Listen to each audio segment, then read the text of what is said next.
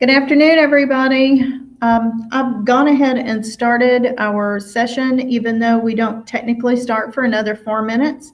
If you want to, in the chat feature, if you'll just introduce yourself, kind of where you're from, where you're coming from, that would be great.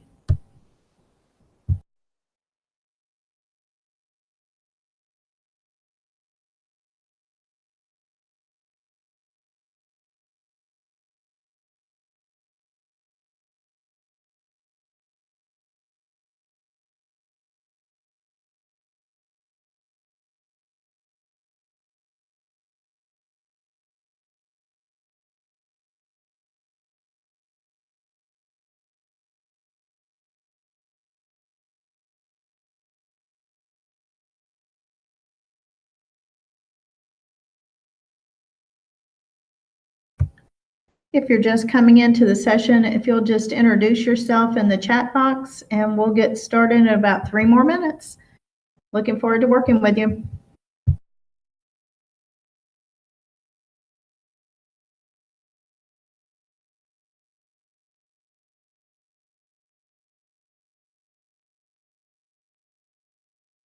Awesome. We have participants from Tennessee as well. Welcome, Charles. Hi, Angela. We've got a lot of Kenton County folks today, so that's great.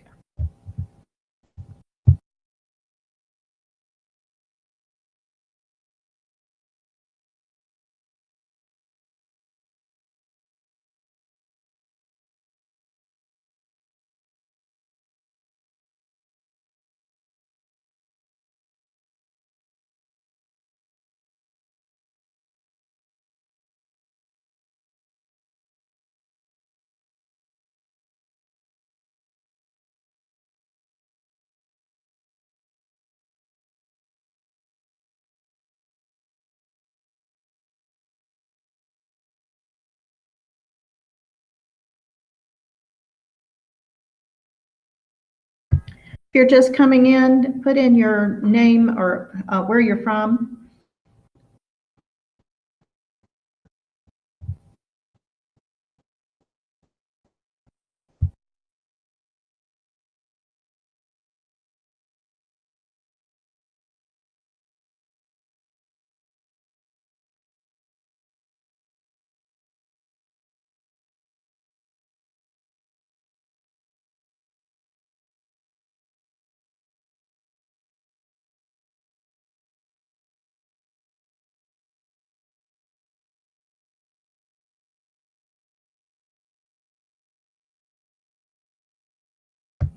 Wow, Kenton County is really rocking it today. I think we have more from Kenton than I've seen anywhere else.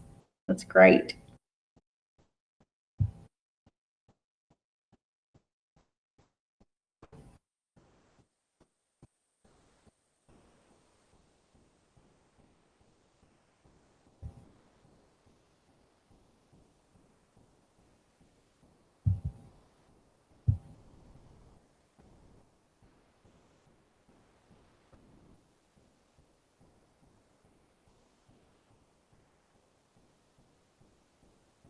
Yes, Julie, at least it's rainy outside. We're not having to compete with a beautiful day, right? All right, it's about time for us to get started. Let me start my camera. So I'm Angie White. I'm the Digital Learning Coordinator in Oldham County, and I'll be working with you on Google Slides today. There is a slide presentation that's linked in the agenda slides, but really that's just screenshots, and I would rather take you live through those. So I think even though I'm on a Kentucky Go Digital virtual account, I'm going to try to do that. I don't have the resources that I would normally have in my account, but I'm going to try to take you through, and then you can just use the slide presentation to go back and look at later on. And if you've got a second device that you can put beside you and you can kind of work along with us. The other piece to this is I don't have anybody to moderate today. So I've got another computer over here with the chat window open, and I'm not going to be able to answer questions immediately, but I will answer questions if you'll ask those along. And just a quick disclaimer before I even get started, you could spend a whole day on Google Slides. There is just so much that you can do. And so I'm just going to hit the basics, since that was the title. It was Google Basics Slides. So, if I'm not going in as much depth as you would like, please, ask questions and I'll try to get a little bit deeper for you. So the first place that you need to start is in Google Drive. You can go to slides.google.com. There are multiple ways to get there, but I always like to start from Drive, and especially when I'm working with students, because that gives them a good place to start regardless. So if you go to Drive and then click on New, and then you have several options, the third one being Google Slides.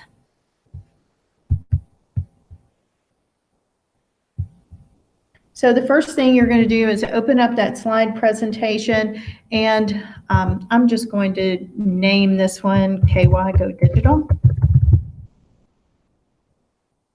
So we have a name for our presentation. Now, every Google Slides presentation is composed of a series of slides, and to begin creating a slideshow, you'll need to know those basics of those slides. And you'll need to feel comfortable with certain things like inserting a new slide and changing the layout and things like that. So the first slide that you have is going to be your title slide. That's what's automatically going to open up each time. And then to add a new slide, you just go to the plus sign, and you can pull down, you can just hit plus and it's going to give you one that's just like that, or you can choose one of the layouts.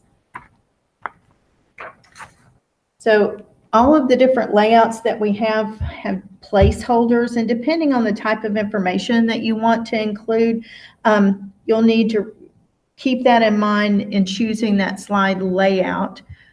So let's just say that I'm going to add this one. So I'm going to have a title on that slide. So now I have two slides. Another thing that you can do as we add things in is you can just duplicate the slide. So if you know that you're going to want to have this kind of information each time, then you can just right-click and click Duplicate Slide and do that over and over. Now this looks kind of bland, and we'll be playing with that a little bit more to learn how to add some color and some backgrounds. But for the time being, we're going to leave it as is. And let me just type in slide 1 here. And then the second one, I'm going to type in slide 2, just so you can see when I start moving things around.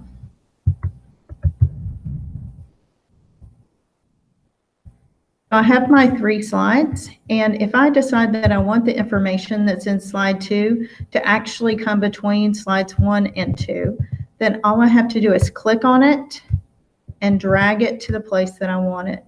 Now you can see that in the second slot, it actually says slide 3. So you can rearrange, duplicate, and then if you decide you don't want a slide, then you can just right-click and then select delete the slide.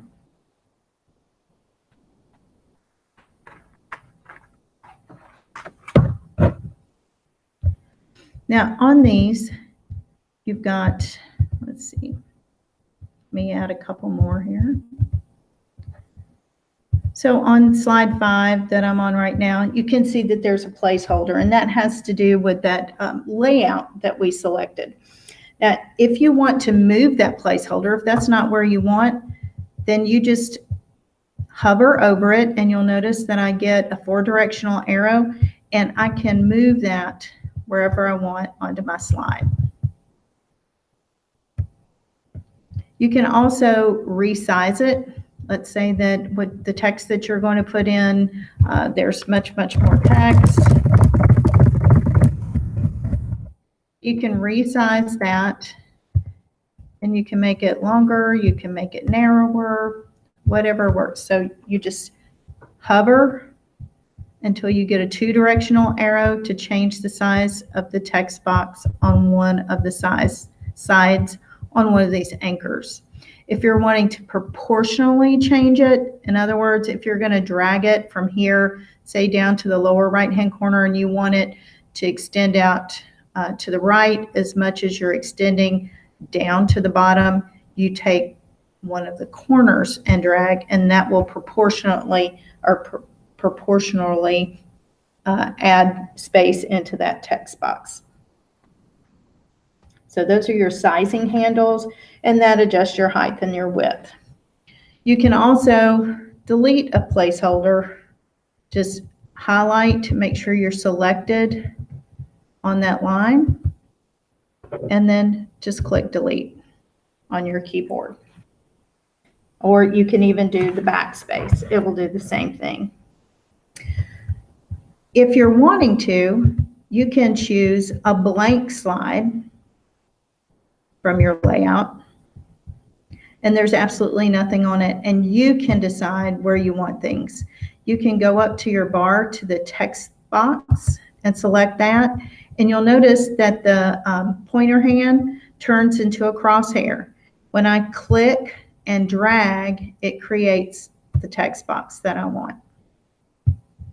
So I may choose to do a text box that's only about half of the screen, and then maybe choose to do yet another one on the other half of the screen. So now I've got 2 text boxes that are side by side.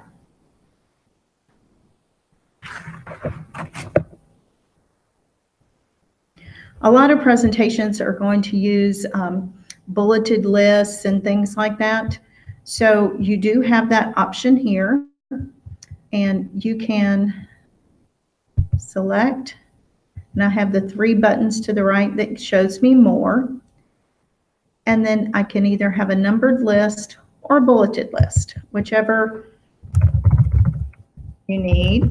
And each time I hit return, I'm going to get a new bullet.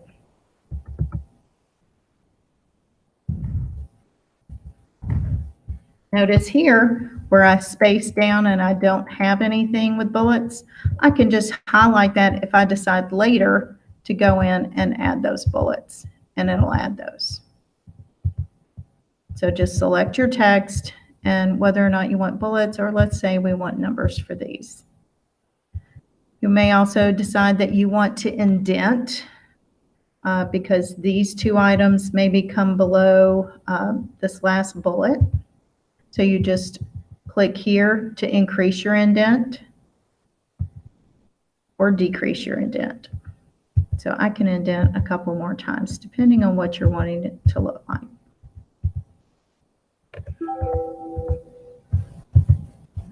So you can play with that a little bit and use those bulleted or numbered lists. So there's lots of different styles available on those as well.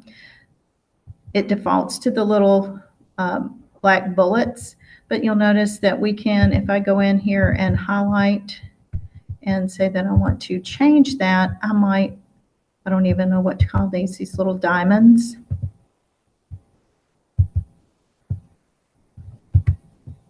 Or stars. So you can change different ones.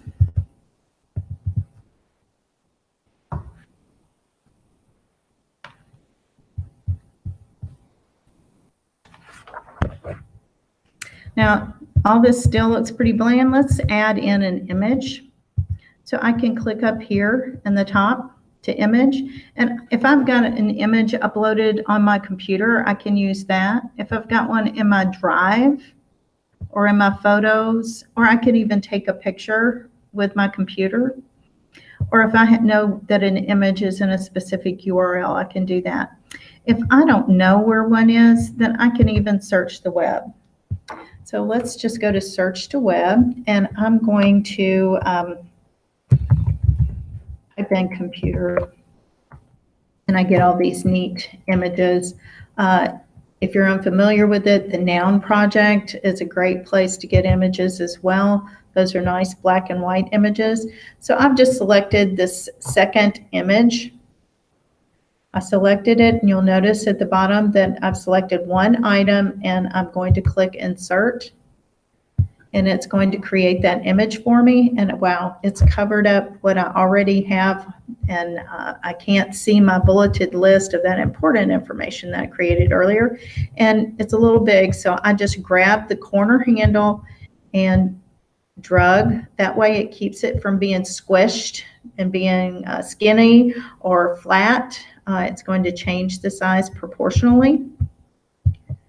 And I can just click and drag and move it wherever I'd like on the screen. I can also add shapes. If I want to add shapes to my presentation, there's arrows, there's call outs, even some equations. So you can add different shapes to your presentation as well. So let's just say that I want to add that arrow, and I'm going to put that in for my information. Let's adjust the size of our text box with this very important information in it and move it down where it looks like it's pointing to it. So you've got images, you've got shapes, you can even insert different lines. There's lots of things you can do there.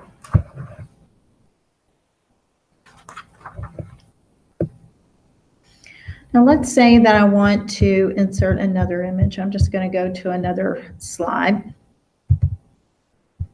And let's say that I'm going to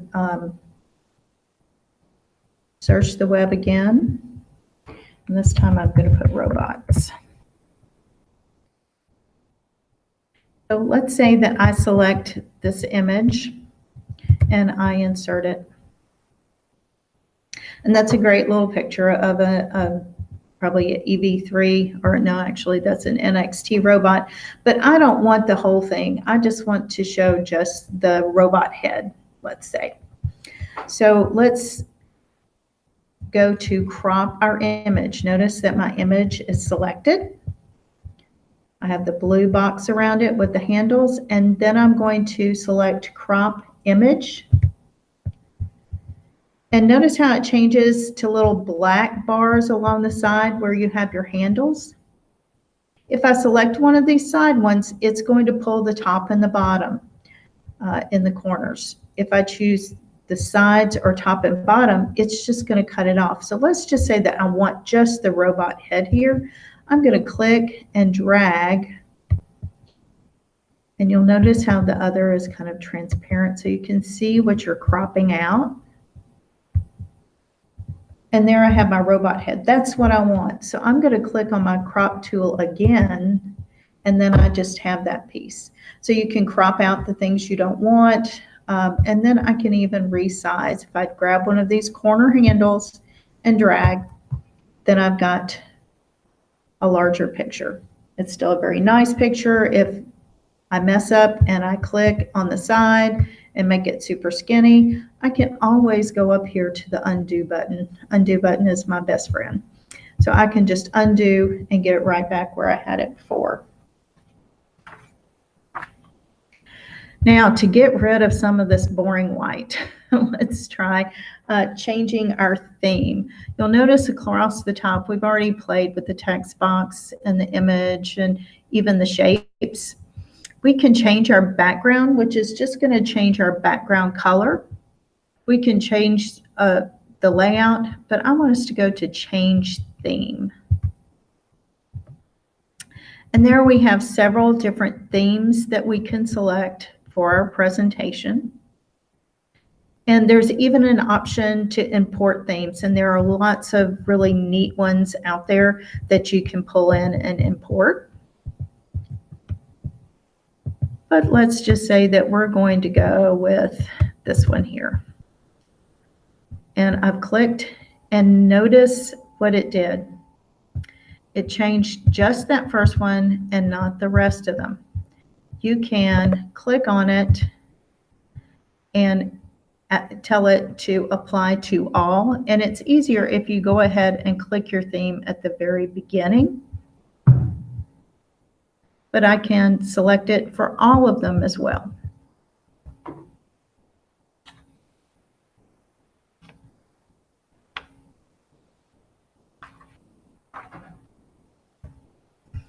Now, I kind of skipped over the background piece. Let's go to background. And right now the background color is white, and I can change that. Let's maybe change it to this light cornflower blue. And I can add that to my theme if I want, or I can even reset the theme. I added that to my theme, and now you can see this cornflower blue. Now it kind of messed with my first one with my image, but that gives me the theme throughout, or the background throughout.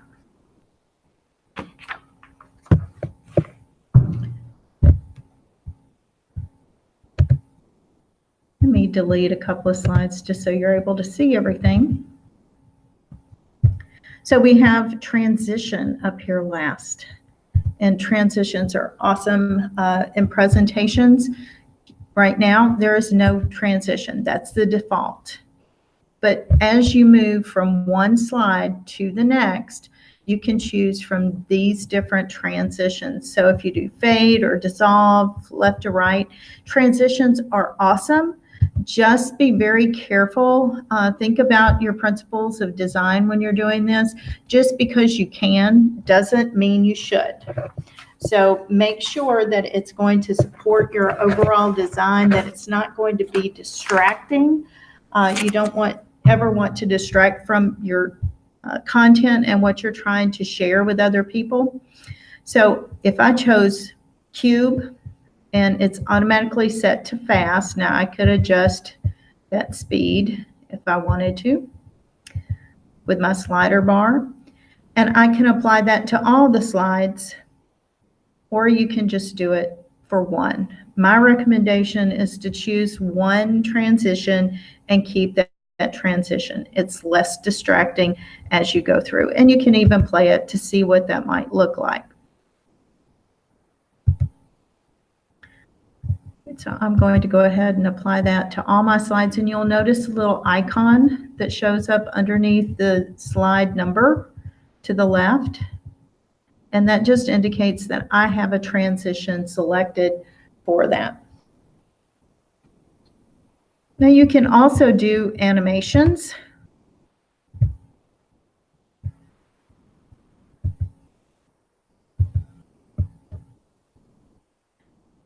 Animations can be very simple, or they can be even more, what's the word I'm looking for, even more dramatic maybe than your normal transitions. Just once again, make sure that you're not going to be distracting from your content. You can add notes for yourself as you're preparing these. So under each one of these, you'll notice, and I'm going to increase this, I'm going to change the size. Underneath, you can add speaker notes. So you can just click and start typing.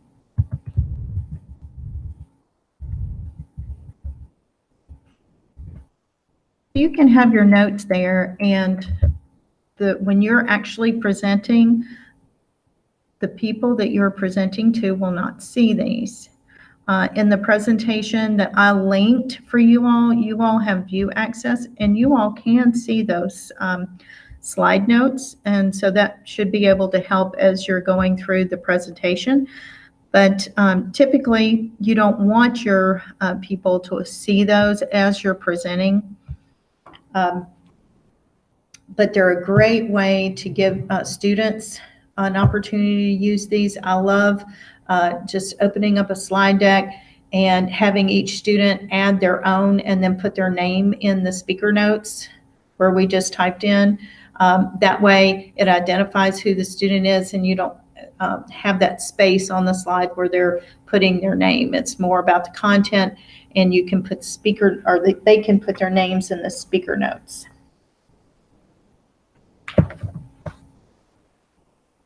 So once you have a presentation put together, this isn't much of a presentation here, but once you have that all put together, you can go to present. So at the top, you're going to click on present, and that's going to take you into the full screen.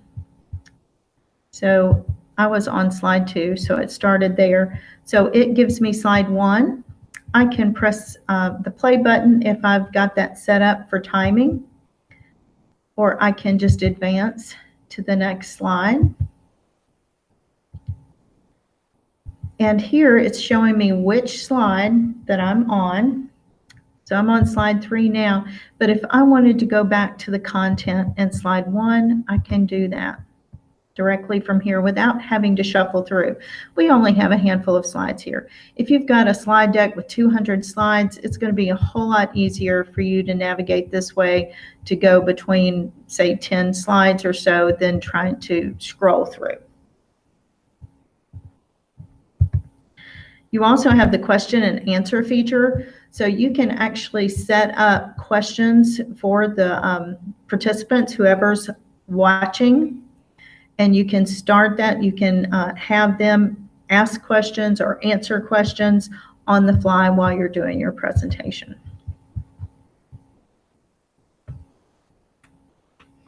Now, once you're in the presentation mode, you might say, well, how do I go back to where I was? I realize that I need to make some changes.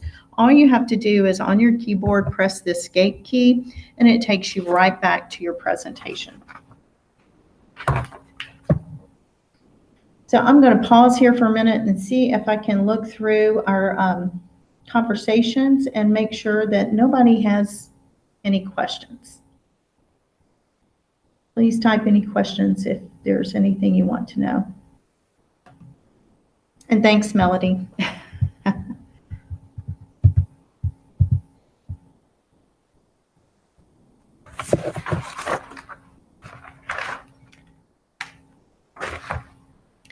Those are the basics that I had planned for you all. We still have a few minutes.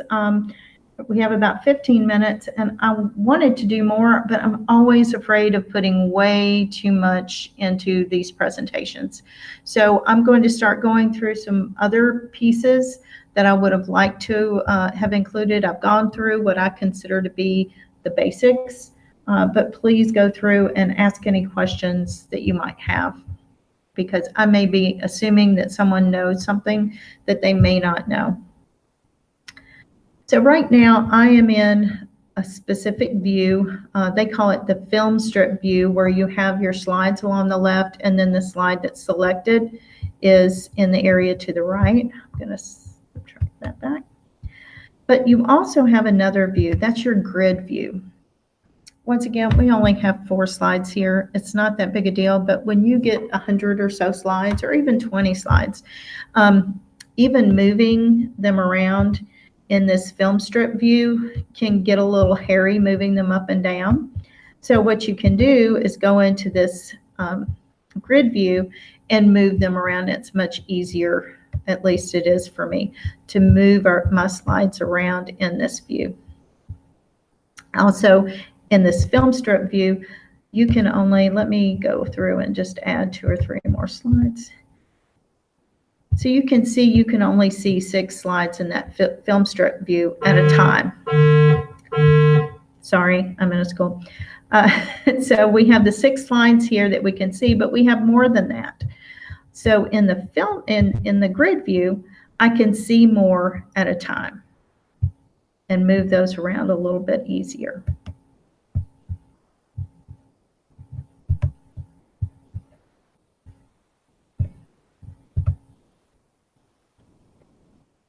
If you've got a presentation that somebody has shared with you where you have view-only access, and it is an awesome presentation, and you don't want to reinvent the wheel, and they say, yes, go for it. You can use my presentation or use it and make adjustments for your own. That's where you're going to go to File and then Make a Copy. That way you can make a copy of their presentation, and then you'll have rights to make changes to it. Whereas if they've just given you view-only rights, then you can't make those changes. So make a copy, and use it, and it will be automatically saved into your Google Drive. Another thing, if you're trying to print, I know that this is all electronic, but if you're wanting to print, say, your speaker notes, so that when you present, you'll have a piece of paper to the side that has your speaker notes on it, go to Print. Here, let me close this again. Go to File, and then Print Settings and Preview.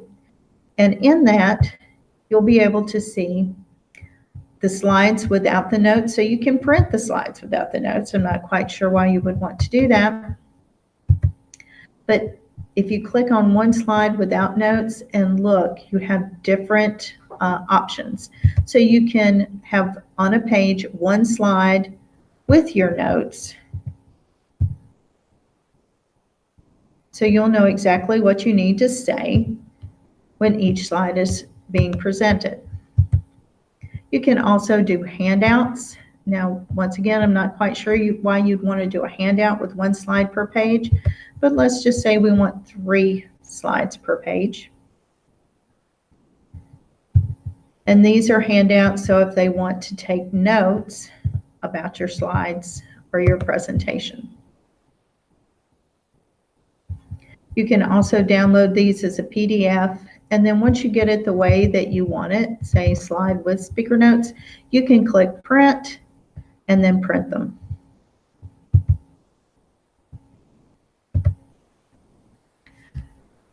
In your Edit menu, there are lots of different options, but many of these are available either through shortcuts or through other, like right-clicking on your different slides.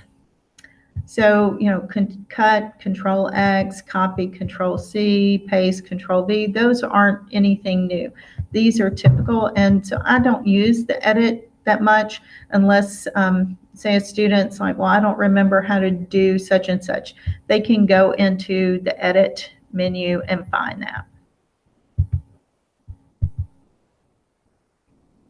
So you can view, I did not spend a lot of time. If you're new to Google Slides, the master is great, but sometimes people don't really understand that, and it can be very confusing.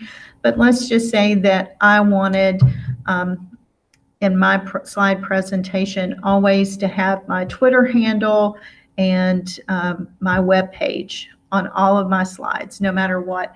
I could set that up in a master, and every one of the slides that I created would always automatically have that in there. So that can be really helpful. I don't consider that a basic per se, so I did not include it today. We talked about including an image and a text box and shapes, but we didn't really go over the video. So if you go to the Insert tab and scroll down to Video,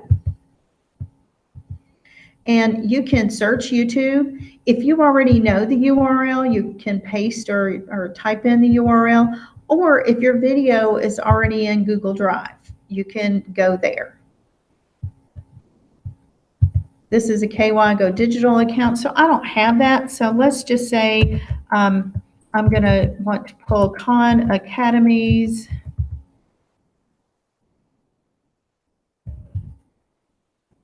Let's see. Adding fractions, unlike denominators.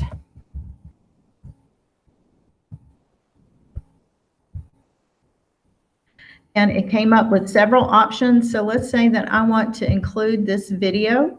I just click on the video that I want and then click Select, and it automatically adds that video into my slide deck, into that slide. So it's in slide number 7. And it's kind of small. It's going to be hard for students to see. You can, once again, grab those sizing handles on the edge because you don't want to distort the picture, and fill in as much of the page as you can. And I can try to work on getting that centered up. And now I've added a video. So if you click Let's say that we have the fraction 9/10, and I want to add to that. So you can see how easy it is to add videos in. We can do other things. We can add charts, diagrams, word art. There are all kinds of things that we can do. We can even add in our slide numbers if you want to number all of your slides. Slide numbers are helpful as you're working with students on collaborative docs that may get, or slides that may get big, and that way they can reference the number a little bit easier. And we can do some other things with formatting, like our borders, changing our border color, and the way, let's just say we want a 4-point border, and we're going to change the color. Let's change this to red just so you can see it. That's not a very pleasing graphic design, but that way you can see how we've added this border onto our video here just by going to format. Remember, you have to select it, format, borders and lines. The new slide, the duplicate slide, the delete slide, those things can all be done by right-clicking on any particular slide, including the skip slide. And you might say, why in the world would you create a slide and then skip it? If you're doing a lot of different presentations, and they're all just a little bit different focus, you may have some slides that you want to skip because of time or because of content, but you don't want to delete that slide because you know you're going to want to use it at a different time. So that's where the skip slide comes in. You can just skip a particular slide. You'll notice what it does. It puts the line through the preview or preview eye. So that way, when you're actually going through it and presenting, here it would skip from 3 to 5 and not show the 4, but the 4 is there so that if you ever decide that you want to show it again, maybe for another presentation, it's still there for you. In arranging, if I want to make sure, let's just say that I had this arrow and the computer, and I wanted that arrow to be behind the computer, I can just go to Arrange and Order, and I can bring that computer to the front. And notice what happens to the arrow. It's behind my picture. I can do the opposite again. So any object that I have on my screen, I can select one of those and choose Order, and then send it forward or sending it backward, whatever it might be. So here I chose to bring it back to the front.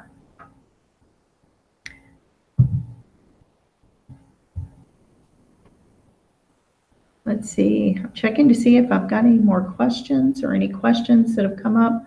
I'm not seeing anything right off. We're getting into the last few minutes, so if I've missed something that you're interested in, make sure that you pop that question up there so I get a chance to answer it for you. So for tools, we have spell check. You know, my lovely typing over here, I don't want to run spell check because I don't have actually any words. Another thing that I wanted to point out, and it's under tools as well, but Google has this incredible thing in slides and docs, I mean, in so many different places, and it's this Explore tool, and I just love the Explore tool. Let me close out some of these things that I have. If you just hover over that Explore tool and then click, you can search. So if I needed a picture of a shark,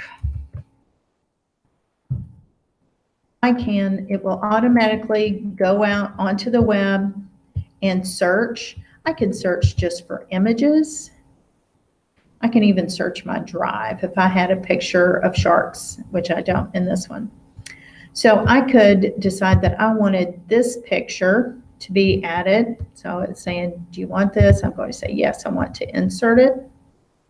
And now I've got this great picture of the shark. Let me delete that and go to one of my blank slides so I'm not covering up what I have. I'm going to insert, and it automatically brings that picture in, and I can adjust the size by grabbing one of those corner handles. I can get the 4-directional arrow to change the location on the slide.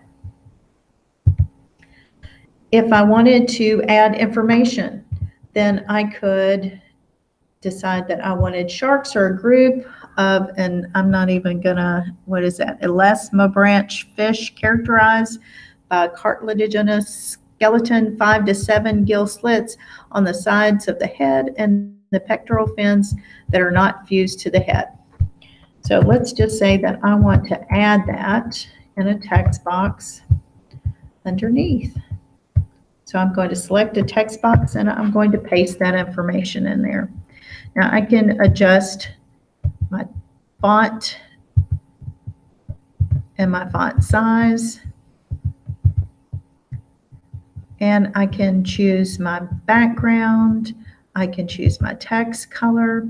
So if we want to say have a super dark blue text color, we can do that.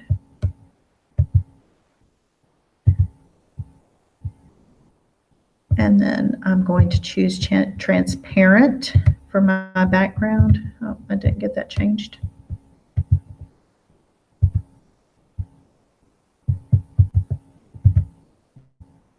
Still don't think I have that changed. We're in the last 2 or 3 minutes, so I want to make sure that we're getting to the chat. Let's see, let me get back into this and then I'm going to move on. Okay.